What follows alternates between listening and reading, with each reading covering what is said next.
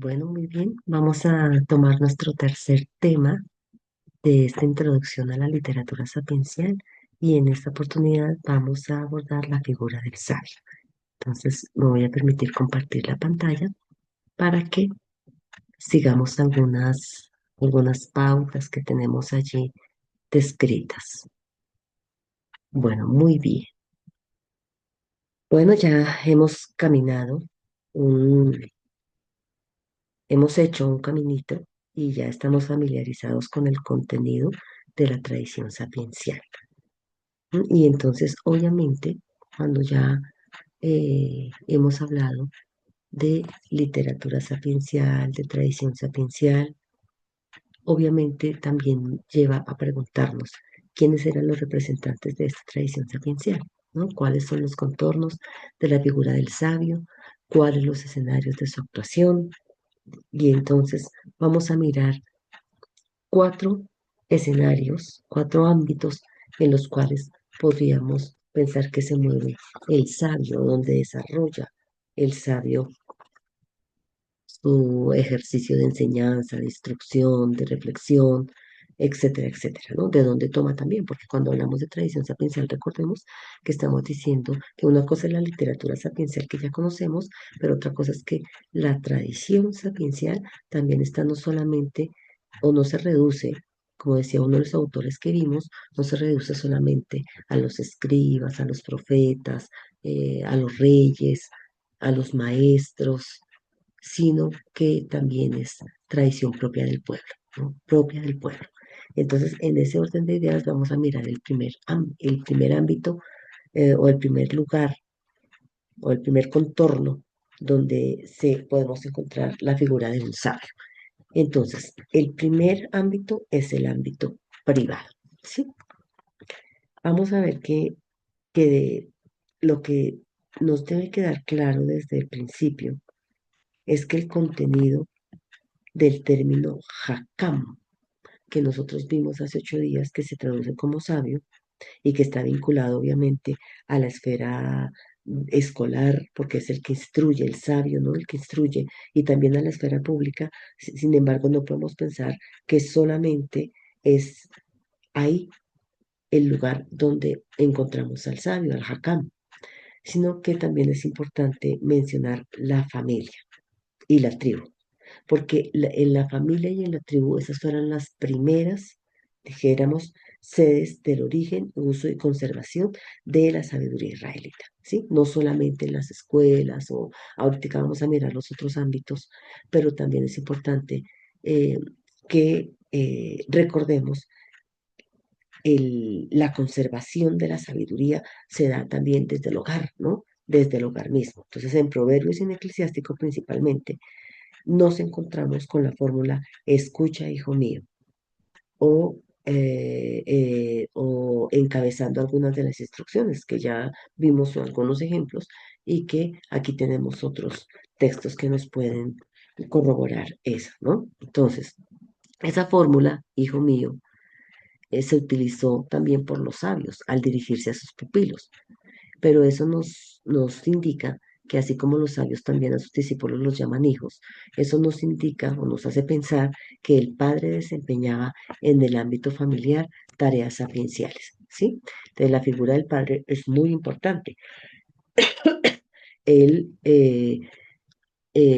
no solo el deseo de los sabios de que su enseñanza fuese acatada, sino de que el padre también desempeñaba un papel educativo en el ámbito. Entonces, una de las obligaciones de los padres era la formación de sus hijos.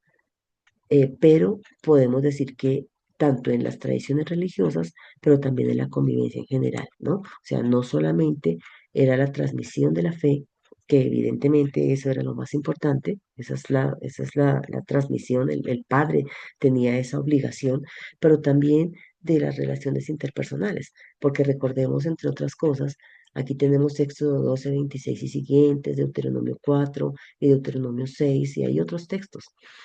Recordemos que cuando el pueblo estuvo cautivo en Egipto y el Señor los sacó y los llevó por el desierto, cuando Él les dio la ley en el monte Sinaí, una de las cosas que les dio, que les dijo, que no fueran solamente los 10 mandamientos que nosotros conocemos, que una versión está en Éxodo y otra versión está en Deuteronomio, sino que también hay, digamos que otro tipo de leyes, pues que están obviamente contenidas dentro de los 10 mandamientos.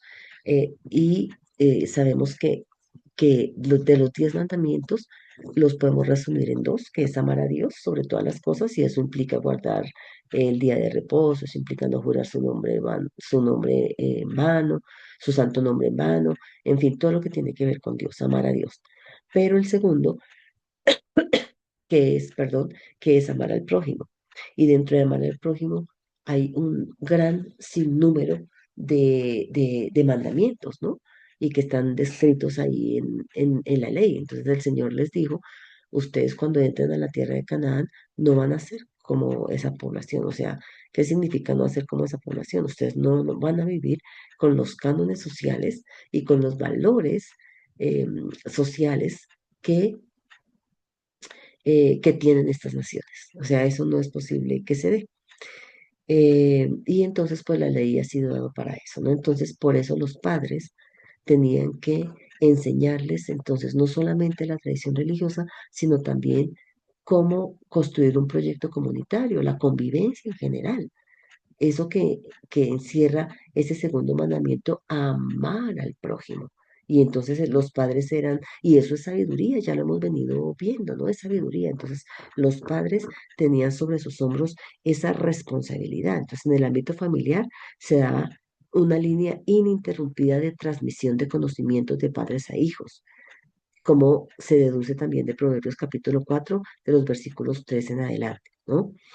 Entonces, en este marco no puede excluirse tampoco a quién, a la madre, porque la madre, junto con el padre, también era encargada de levantar a sus hijos en los primeros cimientos de la fe, ¿no? Entonces, recordemos que ella tenía los niños, todos hombres y mujeres, a su cargo y ella era la encargada de dar todos esos valores.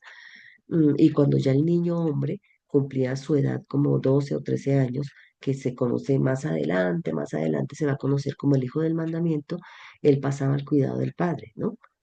Eh, y el padre pues le enseñaba el resto de cosas, pero también le enseñaba una profesión. Generalmente los hijos seguían el trabajo de los padres y eso también era sabiduría. Recordemos que ahí también dentro de la sabiduría también están los artesanos, los trabajos. Entonces generalmente los hijos heredaban también el trabajo de los padres. Entonces el padre se encargaba de transmitir también esa parte, ¿no? Entonces la madre aquí, como decíamos, que no son culturas machistas, porque a veces se ha tildado a la Sagrada Escritura de ser machista. ¿Por qué? Porque la estamos leyendo con nuestros ojos occidentales hoy y decimos que la Escritura es machista. Y eso se escucha en diferentes escenarios, ¿no? No solamente el Antiguo, sino el Nuevo Testamento, por ejemplo, a Pablo se ha criticado por ser machista. Realmente, a mi modo de ver, no es una cultura machista, ni tampoco Pablo lo fue. Eh, es una cultura patriarcal, que es diferente, ¿sí? Y claro, en esa cultura patriarcal, los hombres tenían unos roles y las mujeres tenían otros roles. Pero si nosotros miramos, eso fue evolucionando también a lo largo de la historia de Israel, no siempre fue igual. Porque, por ejemplo, ¿cómo explicar que una mujer como Débora, que está en el libro de los jueces, sea juez, pero además también sea profeta? ¿No? Y desempeñó un papel supremamente importante. ¿En qué momento pasó eso? Porque se supone que la mujer, según la cultura, la mujer no podía, dentro de su rol, no podía mostrarse en lugares públicos, ¿no? O tener su voz en lugares públicos. Es una cultura patriarcal. Entonces, yo creo que es importante distinguir y entre la cultura patriarcal y lo que entendemos por machismo. Pero como vemos, y hay muchas mujeres en el Antiguo Testamento que tuvieron un rol muy importante, recordemos las matriarcas, ¿no? Ellas tuvieron un rol muy importante en todo ese caminar del llamado que Dios hizo a los patriarcas como, como los padres de la fe, como Abraham, Isaac, Jacob. José mismo, ¿no? Y sus esposas, ¿no? La esposa de Abraham, la esposa de Isaac, la esposa de Jacob, que fueron mujeres tan importantes dentro de todos estos orígenes de las tradiciones patriarcales, ¿no? Y muchas otras mujeres, entre los profetas también encontramos profetisas, que no, a veces no nos dan, por ejemplo, está la profetisa Hulda, que esa sí la conocemos, pero también hay otras profetisas que no aparecen allí con nombre propio, pero pero que también tuvieron una función muy importante. Ahora, si leemos Proverbios 31, bueno, algunos dicen que la descripción que se hace de Proverbios 31 es de la sabiduría, pero es interesante que tome la figura femenina, o sea, también cuál era la concepción o el concepto que se tenía de una mujer sabia, ¿no? De hecho, también se dice que la mujer sabia es la que edifica la casa, o sea, miren el rol tan importante que la mujer tenía en esta cultura, ¿no? Entonces, su papel como el fundamento, como la consolidadora de los vínculos familiares era muy importante. De la madre dependía el proceso de adaptación y de socialización del niño también, ¿no? Este crecía, su educación era confiada a los hombres de la familia después cuando estaban un poquito más grandecitos, pero es para decir cómo los padres, tanto el padre como la madre juntos, estaban encargados de transmitir una sabiduría a los hijos. Yo creo que esto nos plantea hoy retos bastante interesantes para nuestras familias hoy, ¿no? Que es justamente la pregunta del foro para esta semana, ¿no? Hay que miremos eh, estas figuras de los padres en la cultura hebrea y miremos qué retos nos plantea hoy en una sociedad donde la familia se ha resquebrajado muchísimo, ¿no? Es una de las grandes instituciones que se ha resquebrajado. Entonces, y también nos podemos preguntar cómo nosotros como padres, quienes son padres, hombres y mujeres, cómo transmitimos la sabiduría y a qué tipo de sabiduría estamos hablando, de toda esta sabiduría que hemos venido estudiando, cómo transmitimos ello, ¿no? Hay una responsabilidad bastante importante. Entonces, las mujeres desempeñaban un papel significativo como consolidadoras de los vínculos familiares. ¿M? Bueno, entonces ese es un ámbito en el que se ve al sabio que desde la familia es la primera sede de la conservación de la sabiduría israelita, la familia. Luego viene otro que es el ámbito público. Dentro del ámbito público,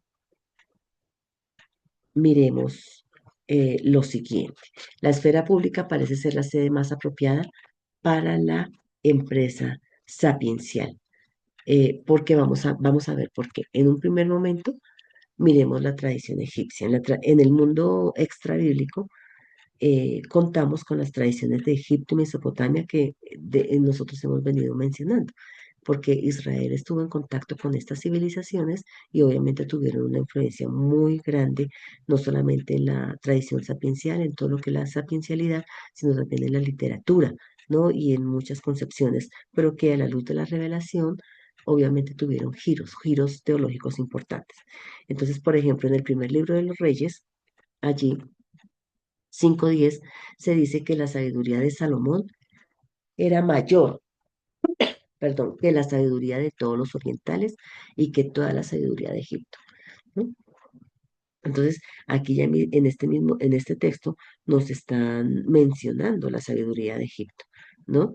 Y en Egipto, pues sabemos que había mucha gente, pues por los escritos que se han descubierto, que había mucha gente ilustrada, junto con el dominio de la escritura y la lectura. Recordemos los jeroglíficos, ¿no? eh, y ellos cultivaban otras disciplinas también afines a la escritura, a los jeroglíficos, a la lectura.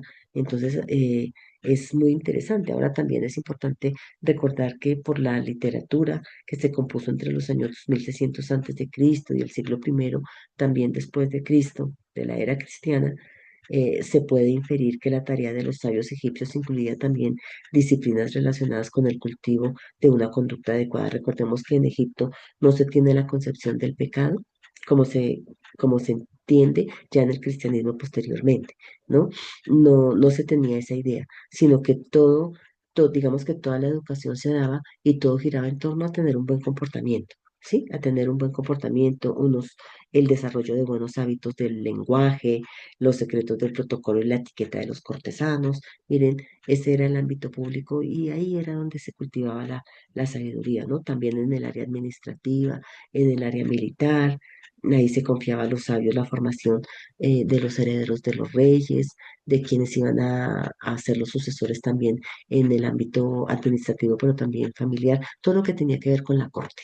¿No? Entonces, eso era por familias. Entonces, la educación de los hijos de estos escenarios, pues, se confiaba a los sabios, ¿no? Eh, por eso es importante mencionar que tanto en Israel como en todo este Medio Oriente se encuentren o se conozcan escuelas vinculadas a la corte. ¿Sí? Bien. La tarea de los sabios egipcios incluía también disciplinas relacionadas con el cultivo de la conducta adecuada, ya lo había dicho, con el desarrollo de los hábitos del lenguaje y hasta con los secretos del protocolo y la etiqueta de los cortesanos, que también ya lo había dicho. Miremos, esa era la tradición egipcia, ¿no? Pero ahora la tradición mesopotámica.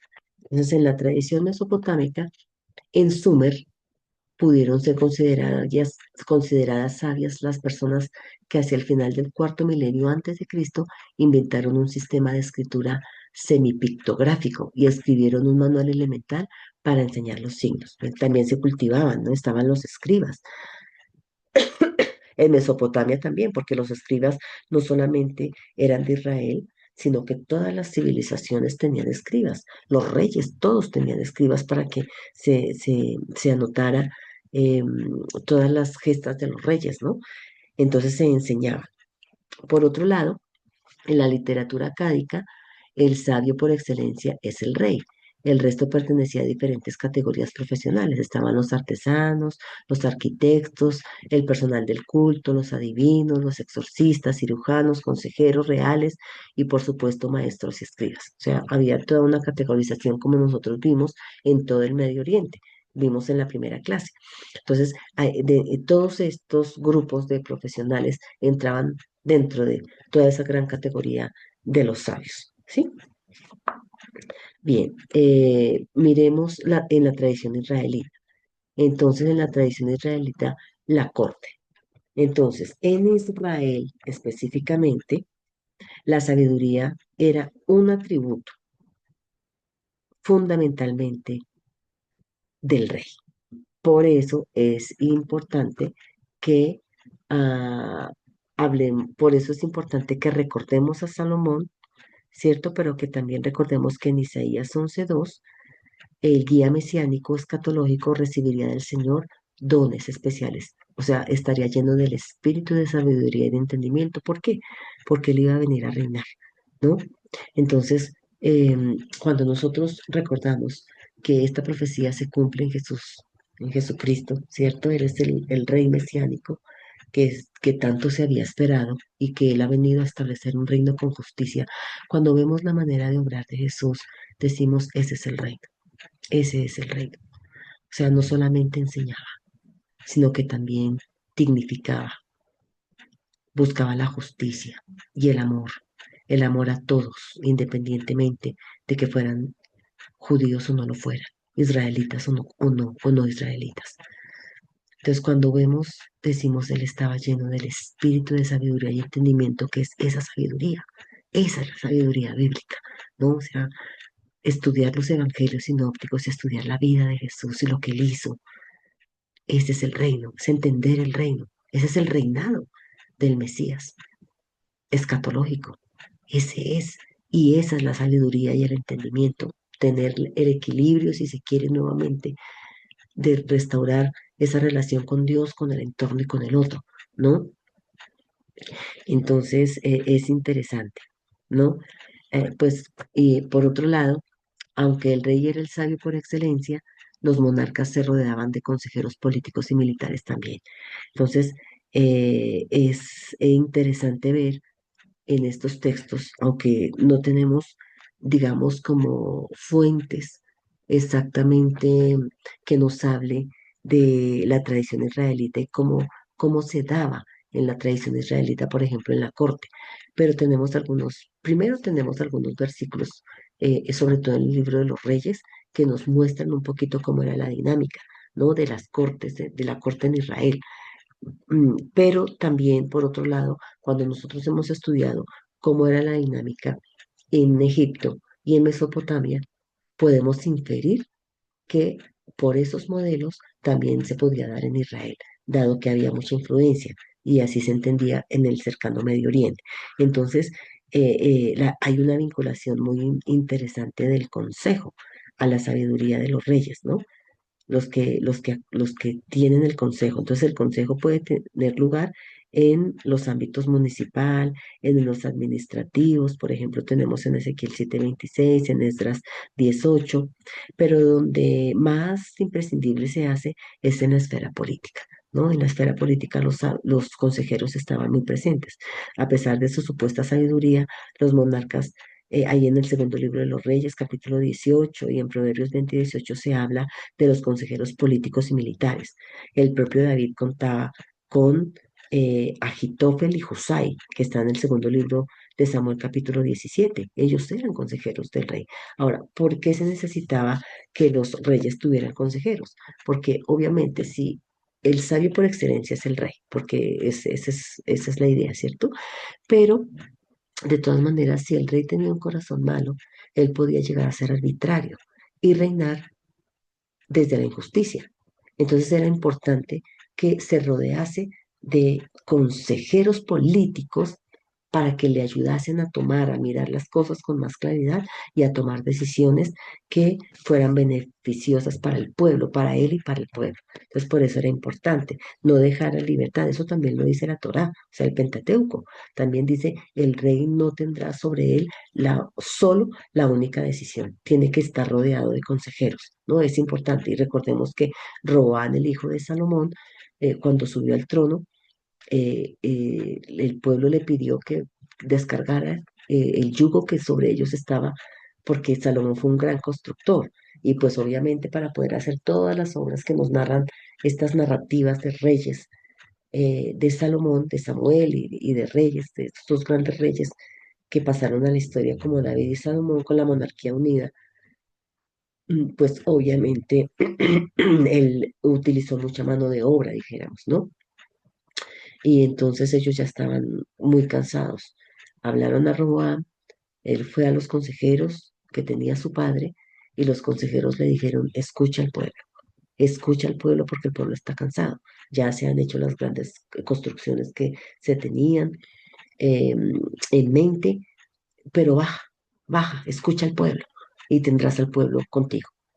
Pero Roboam no aceptó el consejo de los consejeros, valga la redundancia, de su padre, sino que se fue a escuchar el consejo de sus amigos, con los que él se había educado en la corte, porque recordemos que los hijos de los reyes eran educados por los sabios porque ellos iban a ser los sucesores, ¿no? ¿Y qué pasó? Los consejeros le dijeron, no escuches al pueblo, porque si tú cedes frente al pueblo, el pueblo va a pensar que tú eres muy débil y entonces el pueblo no te va a obedecer y se te va a rebelar. Entonces miren qué interesante los dos consejos, pero él escuchó el de los jóvenes y no el de los, mm, el de los ancianos, no porque el joven no pueda tener sabiduría, evidentemente, ¿cierto? Sino porque obviamente ya había un séquito de ancianos que habían estado alrededor, consejeros de su padre. Entonces, él no escuchó y ¿qué pasó? Eso, eso hizo que se diera la división del reino, porque quienes estuvieron con David le dijeron, a tu padre le debemos mucho, y con Salomón, a tu padre le debemos mucho, contigo no tenemos nada. Y el reino se dividió. O sea, por eso sí son importantes los consejeros y los buenos consejeros, ¿no? A propósito de Robar. Pero Salomón también tuvo consejeros, ¿no? Ahí en el segundo libro, en el mismo capítulo 16, segundo libro de Samuel, nos habla del mismo Agitofel que aconsejaba también a Salomón, ¿no? También vemos a Absalón pidiendo consejo, uno de los hijos de David, ¿no? Ahí en el mismo segundo libro de Samuel. También, bueno, Roboam, que ya lo mencionamos, está en el primer libro de Reyes, capítulo 12.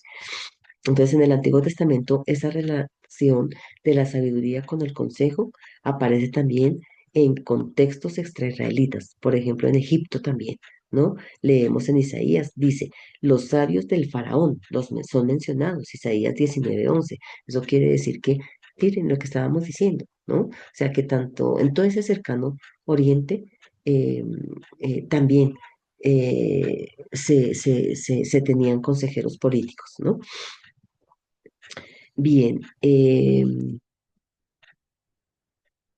el ámbito cortesano, junto con el consejero, también hay otra figura mencionada allí que es el amigo del rey y el otro que es el escriba. El amigo del rey, eh, digamos que es un personaje que, por ejemplo, se menciona en el segundo libro de Samuel, capítulo 15. Dice que Husei era amigo de David. ¿M? Y también se menciona a un tal Sabut, que era cortesano de Salomón. También se menciona allí en el mismo segundo libro de Samuel.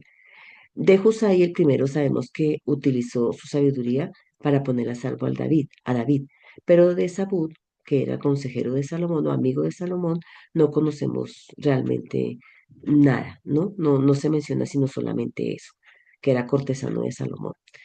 Es posible que cuando se habla de el amigo del rey, con esta palabra en hebreo yoes, se utilizase pues para definir a cada uno de los miembros del Consejo Real. Mientras que el segundo, re, este otro término que tenemos aquí en hebreo, el escriba, ¿no?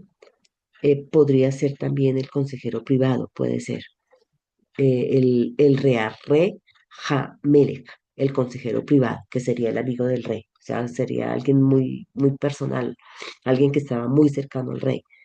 Ahora el otro término, sofer, pues ese tiene menos problemas para interpretar, porque ese sí era muy, se conoce más, es el escriba o el secretario, ¿no? Que era una profesión muy ilustre en todo el Próximo Oriente. Estaba al servicio no solo de los reyes, sino también de los élites de los comerciantes. Su papel en la corte, pues especialmente cuando se le menciona en singular y con artículo, pues parece ser el secretario y cronista, ¿no? Algo como al actual secretario de Estado. Hoy en nuestros países, ¿no? Tenemos un secretario de Estado. Entonces era algo parecido así.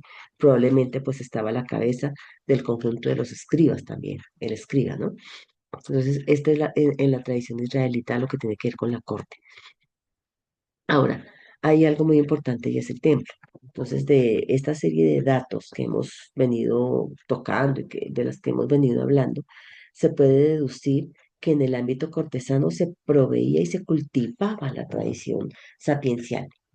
Tanto los asesores políticos como los escribas necesitaban capacitarse, ¿no? Tener un currículum, diríamos, de tal manera que fueran aptos para ejercer sus respectivas funciones, como ocurría con el resto de los países del Próximo Oriente. También las cortes y los templos israelitas fueron también centros de cultivo de las diferentes ciencias y artes.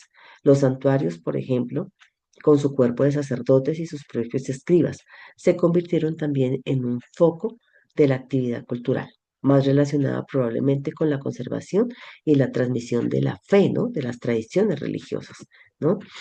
Entonces, eh, l- eh,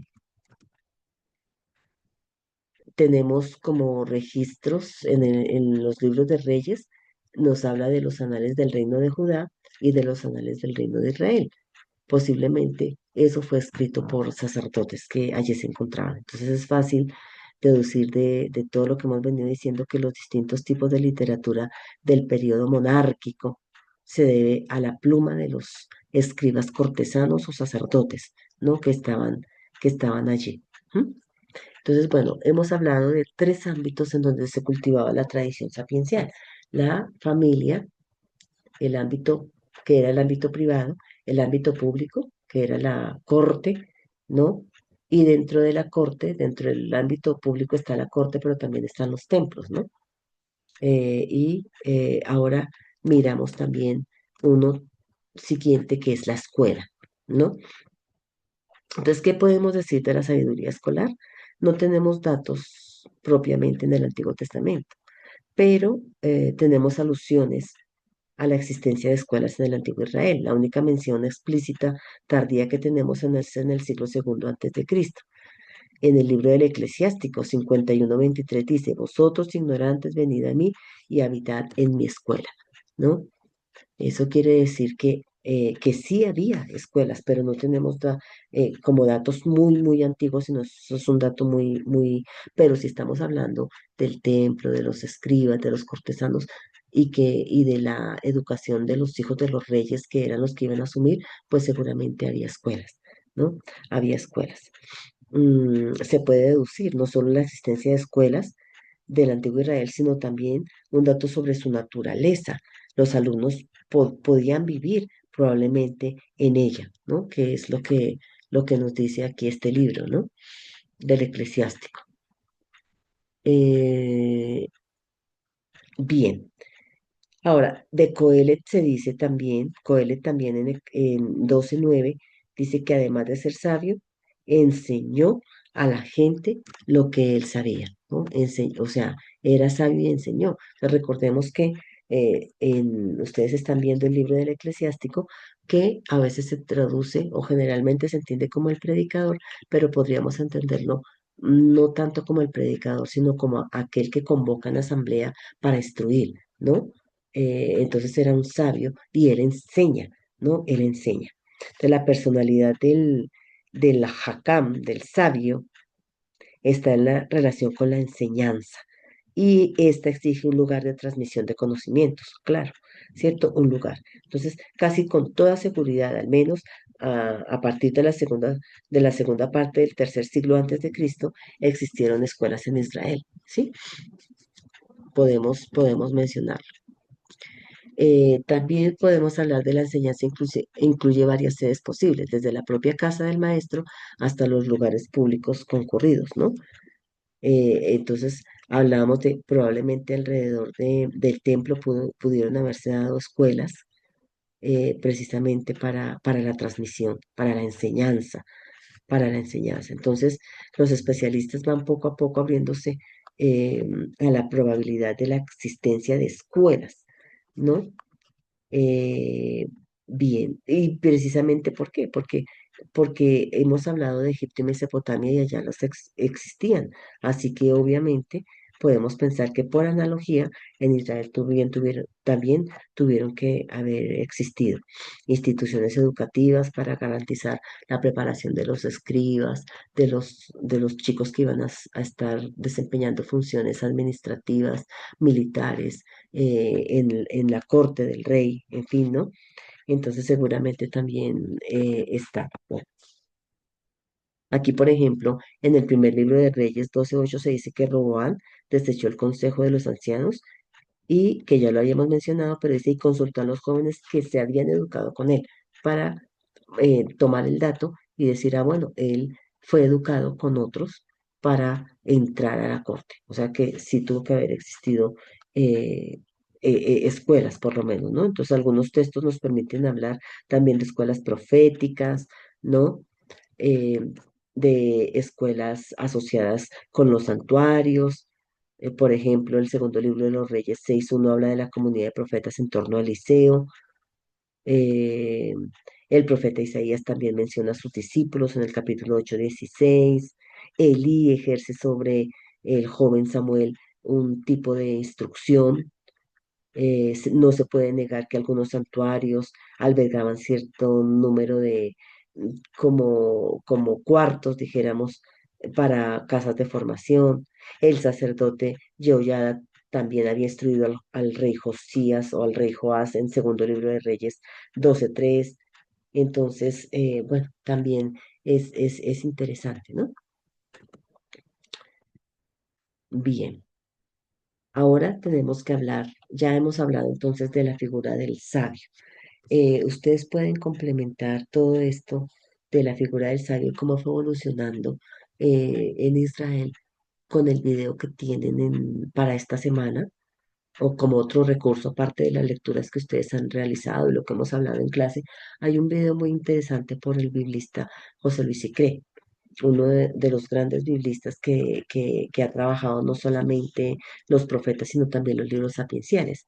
Y entonces ahí les dejo un video para que ustedes se enriquezcan y complementen un poco más cómo era la figura, cómo se entendía la figura del sabio en Israel. Ahora hablamos de los sabios a los rabinos, porque ya sabemos que los sabios escribas del antiguo Israel fueron los guardianes del tesoro revelado, que ponían por escrito como lo recibían, es decir, la Torá, ¿no? Pero los nuevos sabios nacidos y cultivados en el incipiente judaísmo se dedicaron a ampliar dicho tesoro mediante cierto tipo de exégesis. O sea, ¿cuál es el dicho tesoro? Estamos hablando de la Torá. ¿M? Entonces, en primer lugar, los escribas, así como los recibieron, lo pusieron por escrito y conservaban esa tradición y ese tesoro. Pero luego, después del exilio, cuando ellos regresaron bajo Esdras y Nehemías, recordemos que ya nadie hablaba hebreo, la gente hablaba arameo. Entonces, Esdras y Nehemías llegan con una copia de la ley y hacen una interpretación de la ley. Y podríamos decir que desde ese momento, bueno, digamos que desde ese momento empieza la interpretación de ese tesoro escrito por escribas y haciendo exégesis. Es lo que se llama derash, no exégesis judía, exégesis rabínica. Entonces, ya nosotros conocemos, pues, por ejemplo, Rabí Eliezer, uno de los grandes rabinos. Recordemos que para el primer siglo estaban dos grandes escuelas teológicas, los de Gilel y Shammai, eran rabinos, y San Pablo, que perteneció a una de estas escuelas, la de Gilel, que estudió a los pies de Gamaliel, ellos interpretaban la ley. Y entonces ellos conocían estas reglas de interpretación. Y los autores del Nuevo Testamento, Pablo las utilizó. De hecho, se nota en sus cartas. Y los autores del Nuevo Testamento utilizaron esas reglas de interpretación de la Torá, pero su clave hermenéutica era Cristo, ¿sí? Que era la diferencia entre los rabinos, que pusieron por escrito también entre el siglo segundo, casi siglo tercero, otros de los textos importantes para el judaísmo, que no solamente era la Torá y el Tanaj, todo el Antiguo Testamento que llamamos los cristianos, sino también la Mishnah, el Talmud, y todo eso es producto de los rabinos, ¿no? Entonces, miren cómo fue evolucionando y de los sabios escribas se pasó a los rabinos, con toda la interpretación deráshica que se tenía, ¿no? La figura de Esdras es emblemática a este respecto, ya lo había mencionado.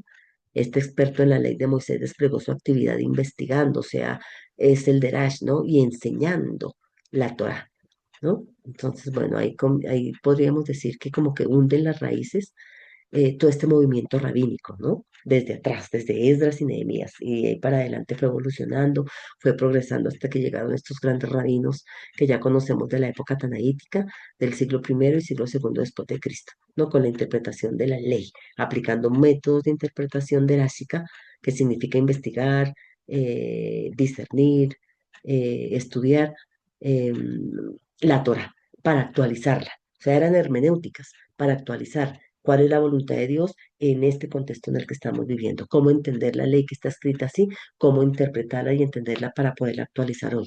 Entonces, esa es la diferencia con los autores del Nuevo Testamento, que ellos también utilizaron reglas de interpretación, pero todo en clave Cristo, o sea, todo el Antiguo Testamento en clave Cristo, la Torá en clave Cristo, que esa es la diferencia, ¿m? La diferencia entre estos dos grupos.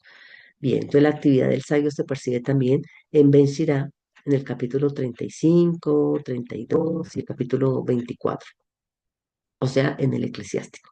Ahí también nos habla de eso. Y bueno, aquí tenemos la bibliografía con la que podemos profundizar este tema que es la figura del sabio. Entonces, así terminamos nuestro tercer tema y nos vemos en la última clase, el próximo sábado, para hablar de la sabiduría teologizada, que ya hemos venido hablando algo sobre eso con respecto al temor del Señor. Vamos a hablar de eso para finalizar nuestra introducción a la literatura sapiencial y también plantearnos qué retos nos presenta este tipo de literatura y cómo aplicarla hoy. Entonces, bueno, por ahora, un feliz fin de semana para quienes ven la clase de manera diferida. o quienes van a ver la clase durante la próxima semana, una feliz próxima semana y muchas bendiciones.